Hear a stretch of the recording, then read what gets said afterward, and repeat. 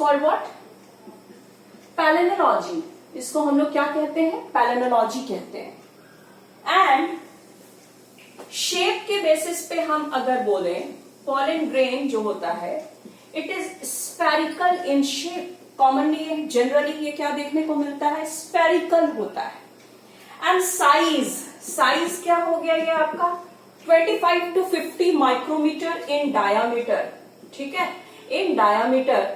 ठीक, size is given in your NCERT, that is for 25 to 50 micrometer.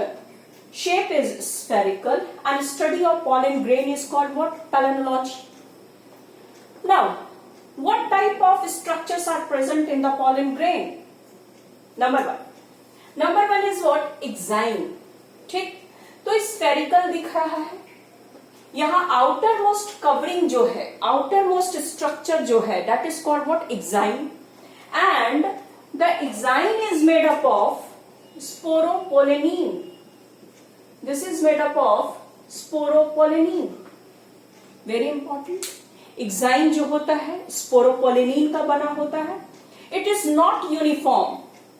ये uniform नहीं होते हैं। And it is outermost structure. एक बात यहां समझ में आना चाहिए, अगर मैं बोली कि ये यूनिफॉर्म नहीं होते हैं, मतलब somewhere इट इज एब्सेंट। तो अगर एक्साइन यूनिफॉर्म नहीं है, कहीं पे ये क्या होता है? एब्सेंट होता है। मीन्स कि ये जो पोर्शन है यहाँ पे एक्साइन एब्सेंट है। तो that aperture is called what? Germ pore. उस एपर्चर को हम क्या कहते हैं? जर्म पोर कहते हैं। बात क्लियर है? तो एक्साइन से रिलेटेड 3-4 पॉइंट याद होने चाहिए। It is outer most structure made up of sporopollenin. It is not uniform, and where the exine is absent, the aperture is called what? Germ pore.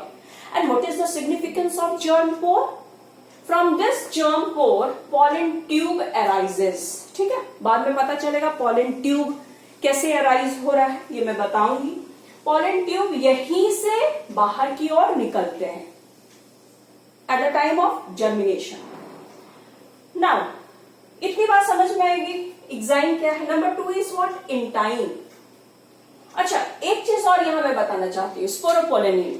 बहुत इंपॉर्टेंट क्वेश्चन है यहां से बनेगा कि sporopollenin is an organic material. ये एक ऐसा organic substance है, ऑर्गेनिक मटेरियल्स है कि it can withstand high temperature, any type of acid और अल्कली इसको डिस्ट्रॉय नहीं कर सकते, इसको डिग्रेड नहीं कर सकते। मतलब हाई टेम्परेचर में भी स्पोरोपोलेनिन डिग्रेड नहीं होता है। हाई टेम्परेचर में भी डिग्रेड नहीं होगा। कोई एसिड नहीं है जो इसको डिसॉल्व कर सके, डिग्रेड कर सके। कोई अल्कली ऐसा नहीं है जो इसको डिग्रेड कर सके। No enzyme, even no enzyme can dissolve it or degrade it.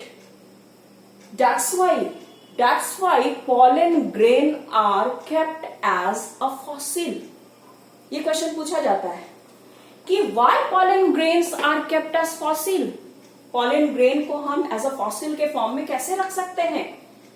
Because due to what? Due to sporopollenin. Sporopollenin is an organic substance which can withstand high temperature, acid and alkali, and no enzyme can degrade this sporopollenin. That's why we kept pollen grain as a fossil. बात समझ में आ गया? बहुत important question मैंने यहां discuss किया।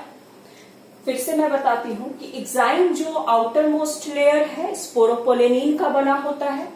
Sporopollenin एक ऐसा ऑर्गेनिक मटेरियल है जो हाई टेम्परेचर पे भी डिस्ट्रॉय नहीं होता है। ना एसिड इसको डिस्ट्रॉय कर सकते, ना कोई अल्कली डिस्ट्रॉय कर सकते। Even know enzymes can destroy it और डिग्रेड इट। दैट्स वाई इस प्रॉपर्टी के कारण ही पॉलन ग्रेन को हम लोग एज अ फॉसिल के फॉर्म में रख सकते हैं। Clear? Number 1. Now what about number 2? Intine. The innermost layer is intine. It is made up of cellulose. It is made up of cellulose and pectin. Cellulose and pectin का बना होता है, inner most layer है, uniform है। देखिए हर एक जगह यहाँ पे इंटाइन प्रेजेंट है, कहीं भी एब्सेंट नहीं है, ये यूनिफॉर्म होता है। बट अगर हम एग्जाइन को देखें तो यहाँ पे क्या है, ये एब्सेंट है और जर्म पोर का फॉर्मेशन करता है। क्लियर?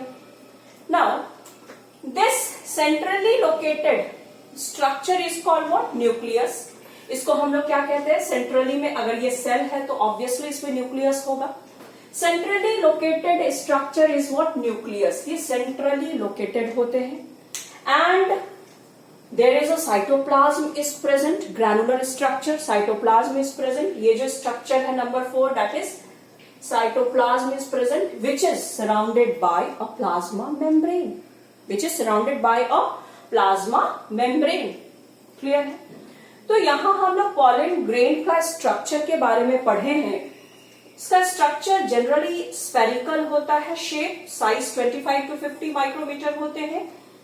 2-3 पॉइंट याद रखने हैं। स्पोरोपोलिनिन से रिगार्डिंग बात आपको याद रखनी ही होगी कि आउटर मोस्ट स्ट्रक्चर है, it can withstand high temperature, acid and alkali, no enzyme can degrade it and it is not uniform. Where sporopollenin or enzyme is absent, it is called what? Germ pore. And from this germ pore, pollen tubule arises. Number 2 is intine. Innermost layer is intine. It is made up of cellulose and pectin and it is uniform. Number 3 is nucleus. Centrally located structure is called nucleus. And the cytoplasm which is surrounded by a plasma membrane. Clear? And sporopollenin बहुत important है among all the lecture. तो sporopollenin जो होता है बहुत important एक question यहाँ पे बन के आएगा और एक एक नंबर में ये क्वेश्चन पूछता है कि इंटाइन किस चीज का बना होता है, एग्जाइन कैसा बना होता है, किस चीज का बना होता है,